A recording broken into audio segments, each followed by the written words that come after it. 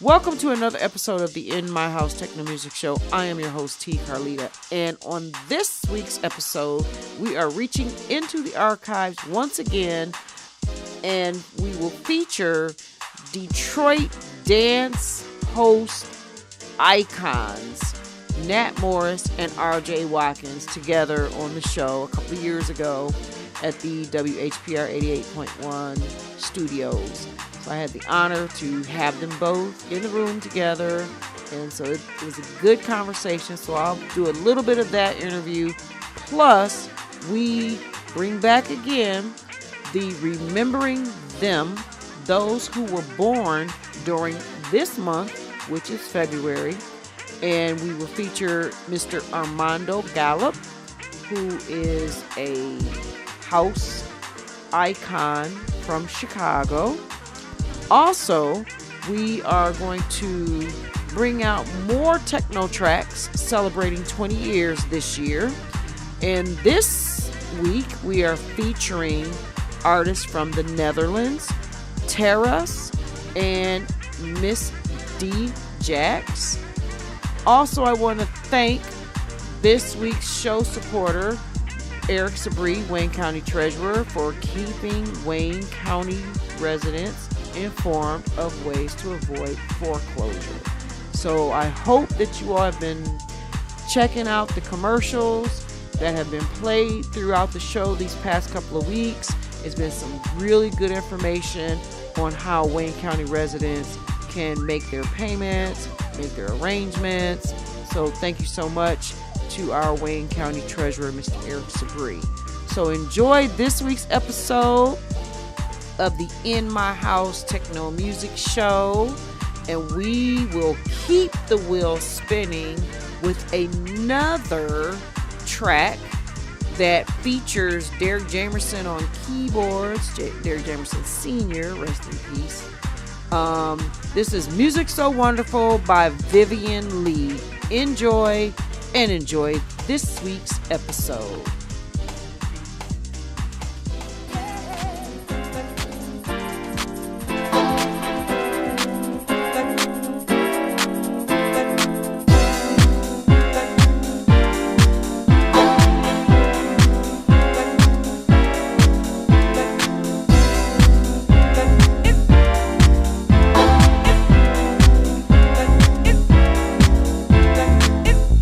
They say it's just music.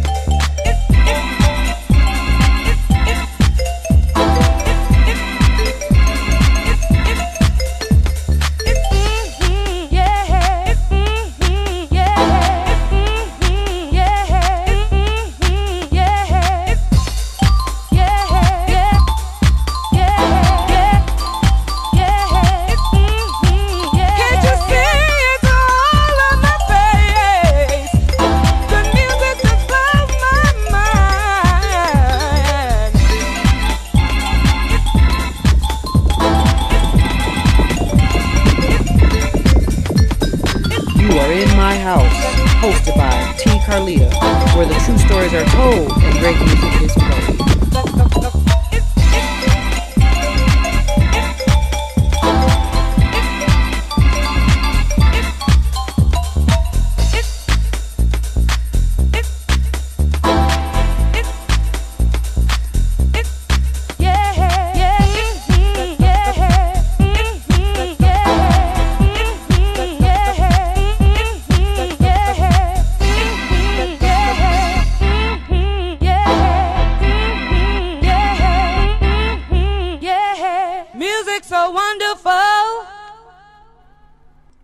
New music in my house.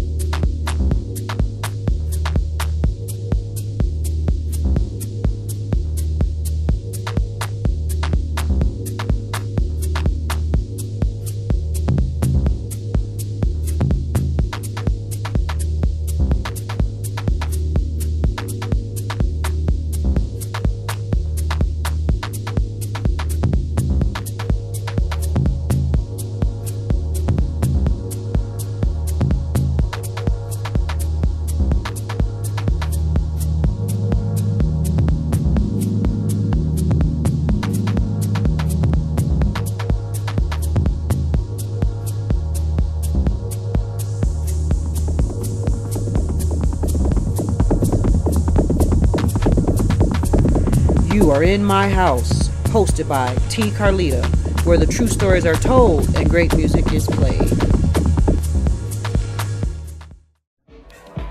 Every last Thursday of the month, presented by Deep Sessions and hosted by In My House Techno Music Show, with video and recordings by VJ Larson at the Whiskey Parlor, 608 Woodward Avenue, downtown Detroit, right next to Campus Martius and upstairs from the Grand Travis restaurant. Dissonant Melodies, giving you deep house grooves, a little bit of deep house, funk, disco, good vibes, good music, good food. Doors open at 8 o'clock and it's free admission. So come on down to the Whiskey Parlor and join us. Are you ready for Dissonant Melodies? Every last Thursday of the month. Doors open at 8, and remember, it's free. See you there with different DJs every month. Come on down and hang out with us. And now, Techno Tracks, celebrating 20 years this year, from the Netherlands, Terrace and Miss Djax. Enjoy.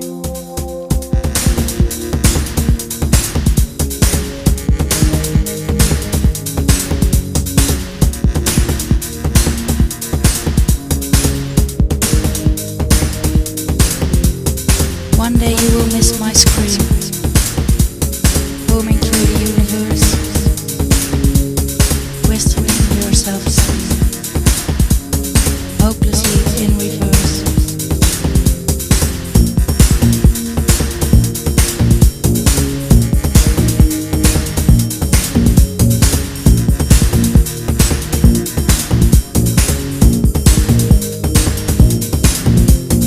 One day you will be a slave,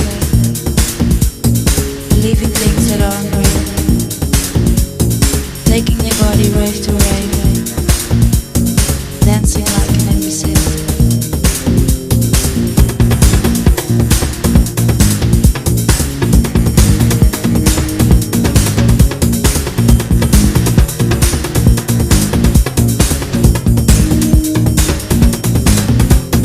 One day you will miss my scream, booming through the universe,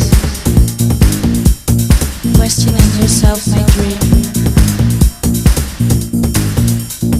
hopelessly in reverse.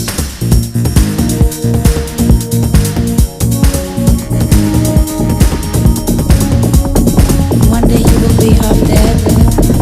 You Are in My House, hosted by T. Carlita, where the true stories are told and great music is played.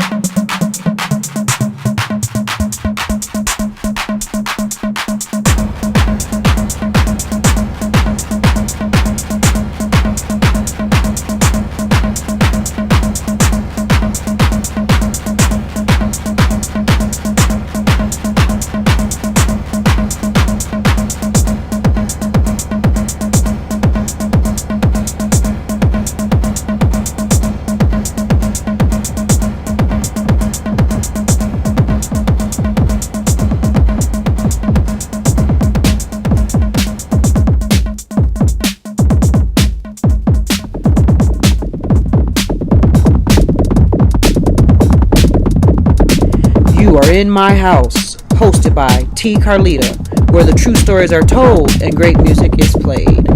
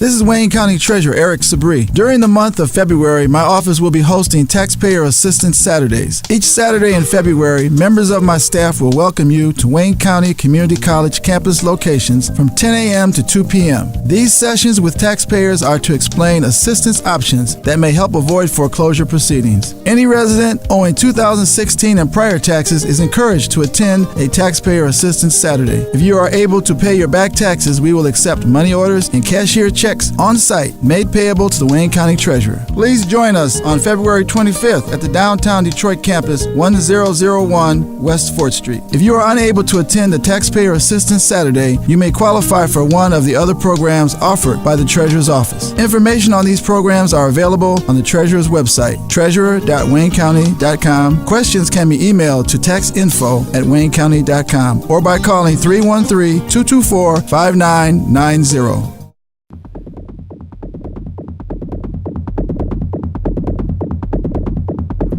You are in my house, hosted by T. Carlita, where the true stories are told and great music is played. From the archives, Nat Morris and R.J. Watkins. So listen, let's get to the real good stuff here. Everybody, you know me, I grew up watching The Scene and then eventually began watching the New Dance Show. Okay. So let's talk about The Scene for a second here. What was the inspiration behind The Scene, and how did it even come about?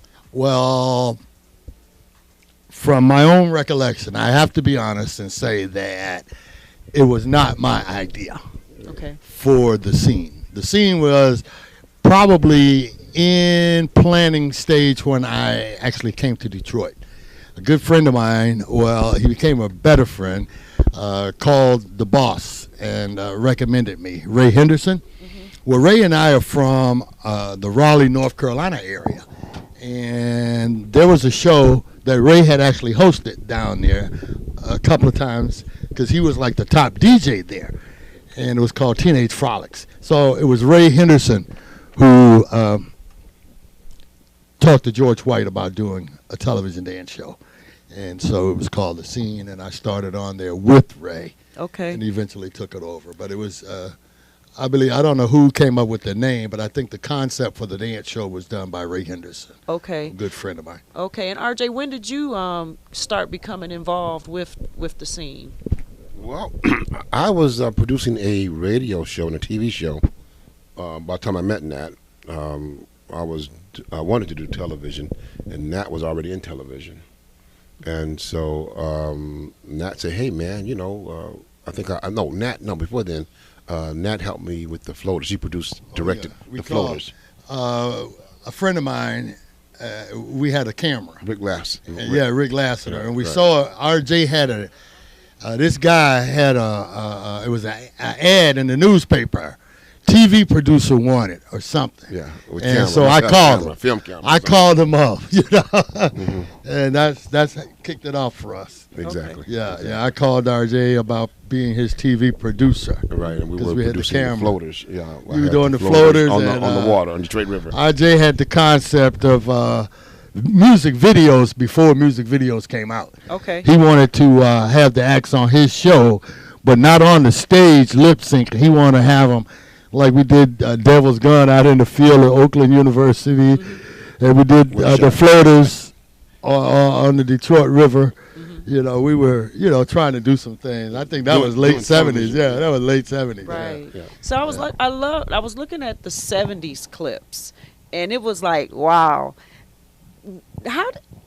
Where'd you get the dancers from? How'd you do that? Did you? Well, when it first started, I was a DJ on GPR radio. Okay. And in the early days of the show, everything was done for us. There was a dance coordinator, and from what I understood, though, they had put the word out at the Martin Luther King High School and at the Martin Luther King Apartments. That I'm told that they went door to door, knocking on doors, telling people that they had a dance show coming, but the dancer was already there. On the first day. I didn't have anything to do with at that stage of the game. So when you started the show, like in the back of your mind, coming from DJ, coming from radio, and now you're in a TV like camera format, was there an adjustment or something? It was a big adjustment. Big adjustment. Like what? Because, well, number one, as a radio DJ, you have total control over your show. It's you totally putting out what you want. Your words, you put your records on and play your commercials and your bumps, and you open the mic when you want to. You cut a record off when you want to. Well, the minute you go on television, you lose all of that control. And Unless you're the executive producer. Yeah. But then you still got to tell somebody to do this, do that. Right. Whereas with a DJ, you got all the controls. You're in total control over what the public gets. Okay. But in television, you're going through the cameraman, the director. Lots of people. So that was the big difference for me. So what element did you bring? Because during the 70s, it was one camera all the time, or what's the element? What is the element? Like, give me a synopsis of a day putting a show together. Go ahead, Nat. You. Well, really, we just put it together like, guess what? How we had a meeting one time, and it's like, okay, you the DJs, y'all know what to play. And so basically we just do a script rundown, like, okay, let's play this record, play the. Basically, it was like the order of the records we played. And then Nat wrote the script to do an opening. Yeah. And Nat wrote the script to do a dance line. Yeah. He wrote the script to do an opening spread. Yeah. He wrote the script to do the mix. Yeah. Come do another line. Yeah. And then we close. Yeah. Basically. Yeah. Later in the show, that show lasted for like 12 years. Yeah. So in the beginning, for the first 5 years, I didn't really have no control. Okay. And then at a certain point in time, boom, I put in a proposal, and I was granted the opportunity to become the executive producer. Become the boss. I was the producer. He was the boss. Yeah. He was the boss. Yeah, and the guy who had hit me in the control room one day, we was live. I was gonna say, who was the real boss here? Oh no. Well, the boss is Dr. Banks. Yeah, before I got control of the show, that you know how families are. Everybody have a little disagreement from time to time. Right. So I'm on the set saying, okay, the next song is the OJs, and the Temptations come up. I'm like, man, who changed the script? So got in a little confrontation live one time. So as soon as I got control with Nate Calpe, you know, I didn't realize Nate had been a sparring partner for Joe Louis. Oops. You know. But long story short, though, he was the first one I fired when I took control. So let's talk about getting the dancers. We got them from the high school, and once you got them, now these are normal kids, high school kids. What did you have to do? Because you guys had a very classy, well-dressed, well-put-together show. So did you have, God rest her soul, Maxine Powell, was she down there teaching them how to dress and not chew gum on the camera too? Did y'all have somebody like that? Dance coordinators. We had dance coordinators. Yeah, Okay. we had dance coordinators, and you know, basically, I put out a dress code like this just to keep it simple. Yeah. Dress like you're going out on a Saturday night. And of course, that was before the days of saggy pants and all of that stuff. You know, when we dressed, you know, when you dress to go out on a Saturday night, you know, I don't know what's happening now. I haven't been out on a Saturday night, but I'm sure it's certain clubs, certain clubs. I'm sure the ladies in it, you know, dress up and put their clothes on, and so that was the dress code. Then the coordinators would try and color coordinate people, Right. which was something I didn't, you know, they just started on their own. A lot of things happen by magic in TV. Right. TV is a lot of magic. Right. And the dancers would try to, or attempt to, not outdress each other, but compliment each other in dressing. You know, and they wanted to come on television looking good. And, That's true. Yeah, they wanted to look their best because they were our local stars. Yes, sir. They were our local upcoming stars. And if we had social media back in those days, my God, it'd have been crazy. I can. It was crazy. I mean, it was crazy. Without social media, all we had was maybe a beeper. Oh no, R.J. Watkins. Look, when I met R.J., I was impressed. You know, the first day I met this guy, Okay. he had a pager and a pistol, and a satchel, a briefcase with a lot of papers. You know, I said, this guy, he for real, right? And look, going back to the first job we did was the floaters, because I got the floaters book for my show, and I want to shoot them. I said, well, like, you think you could get a boat, man? You know anybody with a boat? Let me call you back. Call me 10 minutes. I got a boat. Wow. I said, oh, okay, great. Then I said, all right, we'll talk later. Then I call him right back. Hey, man, you know, we need 2 boats because we want to shoot from one boat to the other. Call you right back.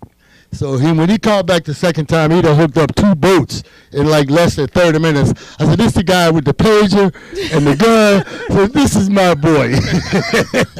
This is my man's right here. I was gonna ask what was your role with the show, so I understand you was the guy that got it done, eh? Well, Nat would, Miss Gregory and Dr. Banks blessed Nat with the contract to do a show that was turned out to be a very popular show.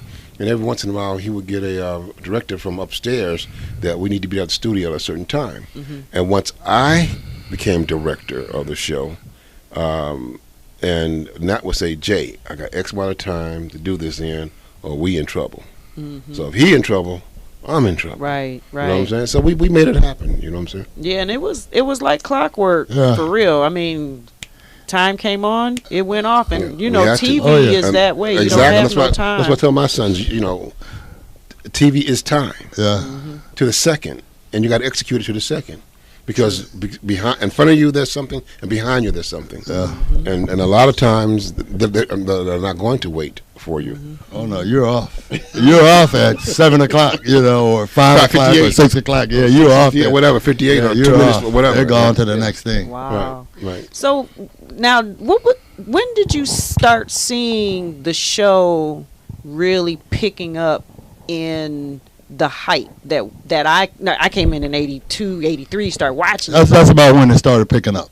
Okay. That's really when it, you know, had it not been for Dr. Banks, had it been in a situation where stations say, well, you're not getting any ratings, you're out of here, he just stuck with the program. I mean, he just held it on year after year. That show would have not lasted more than 18 months on another station. But because it was on an African-American station and they needed shows to fill the space, it was just set there. So it had an opportunity to develop. the show itself had an opportunity to do. And I feel my directing was right. Well, I'll tell you, RJ has a unique talent, and he was explaining it to someone the other day, how he got it. And so tell him how you learn how to count the beat. Well, before television, I swore I was going to be a temptation, or I was going to sing. That was I wanted to be a singer. Mm-hmm. My voice changed, and I went to school. Mr. Harris was my music teacher in high school. Mr. Brown was my teacher in in junior high. But anyway, they taught me very well how to sing, how to count. And then Mr. Harris said, Watkins, you got to go to dance class, modern dance. I said, modern dance is for the girls, man. I said, man, I'm not going. I'm putting no leotards on dance. No, you didn't do it, did you? I thought of it. He said, Watkins, it's not like that. It's not I don't think you ever told me that part. Yeah, true story. He says, Watkins, you're going to learn. He said, once you learn how to count, he says, Miss Rydnicker was the dance teacher in Pershing, and he says, once you learn how to count, it'll change your whole life in music. And I thought about it. I said, well, I can learn how to count and take that to my music group, and we can execute more better because I have dance class from the teacher. Mm-hmm. So I learned how to write music, score music, and most of all, I learned how to count music. So now when you're directing a music show like The Scene, mm-hmm. and you have 3 cameras, that became my piano, that became my jet plane where I would take off. It's like a video game. I would take off with the, and then I would go to the beat, especially Planet Rock. If you watch some of our stuff, I'm cutting to the beat. And see, that, like I said, that's when it took off, Yeah. And when the beat is saying something, boom, the camera's saying something. And I walking around the room, he hollering 5, 6, 7, 8. He's off into his own world. I'm in a 5, 6, 7, 8. He's in a different world. But George Clinton said sometime I would make a beat. Yeah. George Clinton said I was watching, the beat wasn't there, but you would make it work. Wow. That was his unique talent. Mr. Harris getting me to go to dance class and learning how to count. Okay. And with that show, we learned how to count, and we wore them out on the mix. It's like we had several people who had been to school, college for television, but neither RJ nor myself had any college whatsoever. I barely finished school. I barely made it out. I did go to a disc jockey school in New York. Okay. But that was all the schooling that I had. But at a certain point, there was this opening as to who was going to be the next director. And so I put RJ in there. Okay. Literally put me. Yeah, I was like, no, he gets the shot. I said, but now, and I didn't even know he had that rhythm thing going for himself. Okay. But then soon after he got in and learned what everybody else was doing, he took it a step further than they had, even those with the college and those with the television background. He had a rhythm talent. Okay. That really helped the show. Well, we're going to...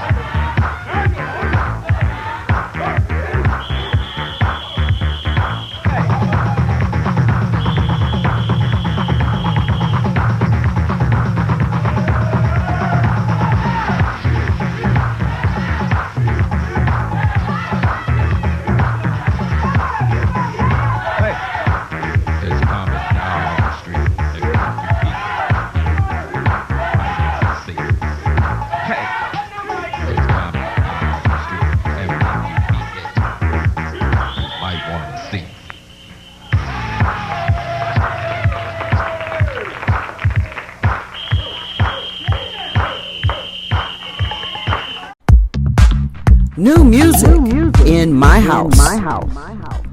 Taken from the Sons of Aceto, this is Rei Elbaz, and this track is entitled Acid Together. Hope you like it.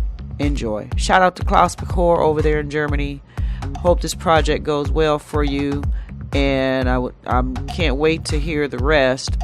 Claus and a few other friends are on this vinyl release, so find Claus Bachor so you can get yours too. Alright, peace. This is T. Carlita for the In My House Techno Music Show, where the true stories are told and great music is played.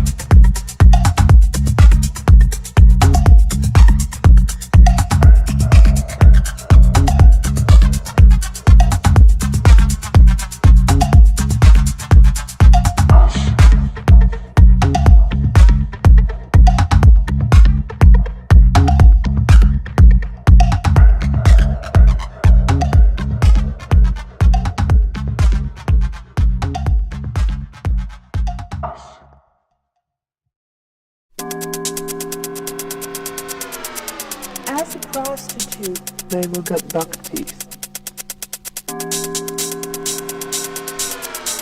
As a prostitute, they will get buck teeth.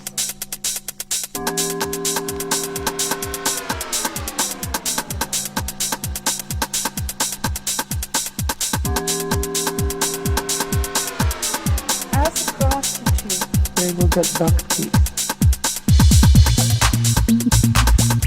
Well, that concludes this week's episode of the In My House Techno Music Show. I am your host, T. Carlita, and I hope you enjoyed the little clip from the archive of Nat Morris and R.J. Watkins when they were on the show a couple, I think it was in the first year. Yeah, so I hope you enjoyed that. I hope you also enjoyed the tracks celebrating 20 years this year. Shout out to the producers in the Netherlands, Terrace and Miss Djax. And also, I hope you enjoyed the new music by Paul Nazca from France, and also from our friends in Germany, Rei Elbaz. And now, one more new music release from our dear friend who's been traveling back and forth to Detroit, a journalist, music, oh man, he's just musically inclined in general. So hope you enjoy this track from Mr. Claus Bachor, and this is another release from his most recent project. And like I said, get with Claus, find him, Facebook, so that way you can get yours too, and then you'll have all four. Alright, this is T. Carlita. See you next time. New music in my house.